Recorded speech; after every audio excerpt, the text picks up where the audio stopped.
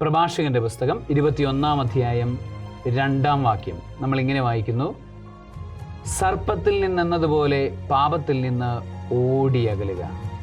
അടുത്തു ചെന്നാൽ നിന്നെ അത് കടിക്കും. അതിൻ്റെ പല്ലുകൾ സിംഹത്തിൻ്റെ പല്ലുകൾ പോലെയാണ്. അത് ജീവൻ അപഹരിക്കും. പാപകരമായ അവസ്ഥകളുണ്ടെങ്കിൽ, പാപകരമായ സാഹചര്യങ്ങളുണ്ടെങ്കിൽ, പാപമുണ്ടെങ്കിൽ അവിടെ നിന്ന് നമ്മൾ സർപ്പത്തിൽ നിന്നെന്നതുപോലെ ഓടിയകലണം.